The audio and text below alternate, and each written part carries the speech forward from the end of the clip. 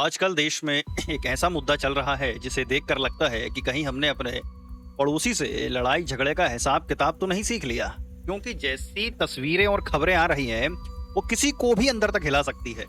आज हम बात करने वाले हैं मणिपुर के ज्वलंत मुद्दे पर। आज हम सिर्फ खबर नहीं पढ़ेंगे बल्कि इसकी परतें खोलेंगे, समझेंगे कि ये आग लगी कैसे, अभी ये कहां तक फैली है और आगे क्या हो सकता है।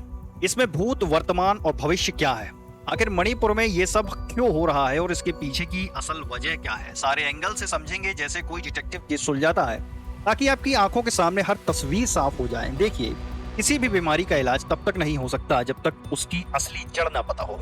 मणिपुर की कहानी भी कुछ ऐसी ही है। ये सिर्फ 1 या 2 दिन का किस्सा नहीं है मेरे दोस्तों, बल्कि दशकों पुरानी कहानी है जिसमें कई किरदार हैं और हर किरदार की अपनी शिकायतें हैं। मणिपुर में जो आज हालात हैं उसके बीज किसी फिल्मी विलन की तरह दशकों पहले ही बो दिए गए थे। यहाँ मुख्य रूप से 2 बड़े समुदाय हैं जिनके बीच ये खींचातान चल रही है। मैतेई समुदाय, ये वो लोग हैं जो ज्यादातर मणिपुर की घाटी में रहते हैं। मान लीजिए ये लोग शहरों में बसने वाले वो रिश्तेदार हैं जिन्हें ज्यादा जमीन नहीं मिली। ये राज्य की लगभग 53% आबादी है। ये मुख्यतः हिंदू हैं, लेकिन कुछ लोग ईसाई और अपने पारंपरिक धर्म को भी मानते हैं। सबसे खास बात, इन्हें अभी तक अनुसूचित जनजाति मतलब शेड्यूल्ड ट्राइब का दर्जा नहीं मिला है। दूसरा समुदाय है कुकी और नागा।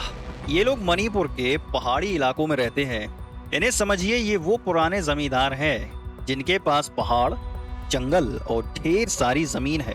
ये जनजातीय समुदाय है और इन्हें अनुसूचित जनजाति शेड्यूल्ड ट्राइब का दर्जा मिला हुआ है। ये ज्यादातर ईसाई धर्म को मानते हैं। अब सवाल ये उठता है कि जब तब अपनी अपनी जगह खुश थे तो ये बवाल क्यों। तो मैतेई समुदाय का कहना है कि उन्हें घाटी के छोटे से हिस्से तक ही सीमित कर दिया गया और वे पहाड़ी इलाकों में जमीन नहीं खरीद सकते। और वहीं कुकी और नागा कहते हैं कि मैतेई लोग तो अपनी जगह खुश हैं, अब हमारी जमीन पर भी कब्जा करना चाहते हैं। ये बिल्कुल ऐसा ही है जैसे एक ही घर में 2 भाई, एक को बड़ा कमरा मिल गया और दूसरे को छोटा। छोटा वाला कह रहा है कि मुझे भी बड़ा चाहिए। मैतेई समुदाय लंबे समय से अनुसूचित जनजाति का दर्जा मांग रहा है। उनका तर्क है कि इससे उनकी पहचान और जमीन की रक्षा हो पाएगी। लेकिन कुकी और नागा समुदायों को डर है कि अगर मैतेई को एसटी दर्जा मिल गया तो उनकी जमीनें और सरकारी नौकरियों में मिलने वाले फायदे कम हो जाएंगे। यहाँ मामला जल, जंगल और जमीन का ही नहीं बल्कि हक और हकूक का भी है। पहाड़ी इलाकों में अफीम की खेती और ड्रग्स का व्यापार भी एक बड़ा मुद्दा बन गया है। सरकार ने इस पर लगाम कसनी शुरू की तो कई लोगों की कमाई पर असर पड़ा। कुछ जनजातीय समूह इसे अपने खिलाफ कार्रवाई मानते हैं, जबकि सरकार इसे कानून व्यवस्था का मामला कहती है। अब क्या करें पुष्पा, मैं झुकेगा नहीं वाले स्टाइल में ये काम हो रहा था, लेकिन सरकार ने कहा मैं तो तुम्हें झुकाऊंगा। म्यांमार से होने वाली अवैध घुसपैठ को भी एक बड़ा कारण बताया जाता है। इससे आबादी का संतुलन बिगड़ने और संसाधनों पर दबाव बढ़ने का डर है। जैसे घर में मेहमान आते ही जाएं और पता ही न चले कौन अपना है और कौन पराया। अब समझते हैं कि वर्तमान में ये आग अभी क्यों सुलग रही है। हाल ही में एक आरंबई तेंगगोल नाम के मैतेई संगठन के एक नेता की गिरफ्तारी हुई। बस फिर क्या था, मैतेई समुदाय में गुस्सा भड़क गया, जगह जगह विरोध प्रदर्शन होने लगे। सरकार ने हालात बिगड़ते देख इंटरनेट बंद कर दिया और कर्फ्यू लगा दिया। मानो मोबाइल बंद करते ही सारी समस्या दूर हो जाएगी। अब जैसे घर में झगड़ा हो तो मम्मी कहती है टीवी बंद करो। अब फिलहाल स्थिति ये है कि भले ही बड़ी हिंसा थोड़ी शांत हुई है, लेकिन छुटपुट घटनाएं अभी भी होती रहती हैं। दोनों समुदायों के बीच ऐसा अविश्वास है कि एक दूसरे की शक्ल देखना भी पसंद नहीं करते। हजारों लोग अपने घरों से बेघर हो चुके हैं और राहत शिविरों में रह रहे हैं। उनकी जिंदगी बिल्कुल घर का ना घाट का वाली हो गई है। डिजिटल इंडिया के इस दौर में जब मजे मजे में लोग रील बनाते हैं, वहां आए दिन इंटरनेट बंद कर दिया जाता है। सोचिए, किसी को गूगल मैप्स देखकर अपने घर जाना हो तो कैसे जाएगा। राज्य सरकार और केंद्र सरकार दोनों के लिए ये एक बड़ी चुनौती बन गई है कि आखिर इस आग को हमेशा के लिए कैसे बुझाया जाए। मणिपुर के भविष्य को लेकर अभी भी कई सवाल हैं। ये बिल्कुल उस फिल्म की तरह है जिसका क्लाइमैक्स अभी बाकी है। सबसे बड़ी चुनौती है दोनों समुदायों के बीच विश्वास पैदा करना। जब तक लोग एक दूसरे पर भरोसा नहीं करेंगे तब तक शांति एक सपना ही रहेगी। विस्थापित लोगों को फिर से उनके घरों में बसाना और उन्हें सुरक्षा का एहसास दिलाना एक बड़ा काम है।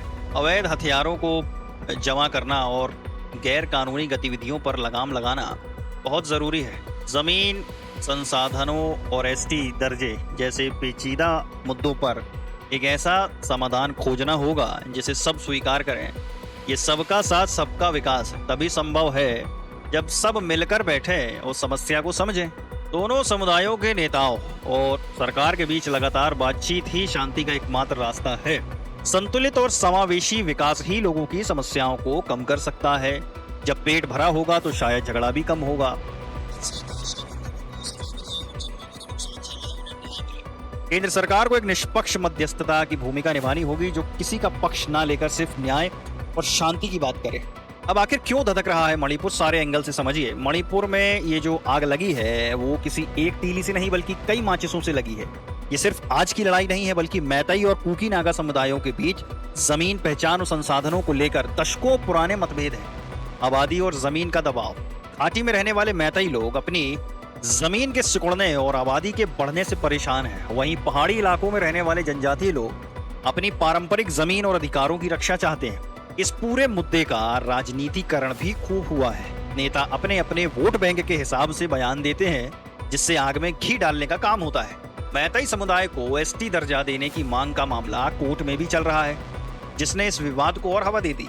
म्यांमार से होने वाली अवैध घुसपैठ और ड्रग्स का कारोबार भी इस समस्या को और अधिक गंभीर बनाता है।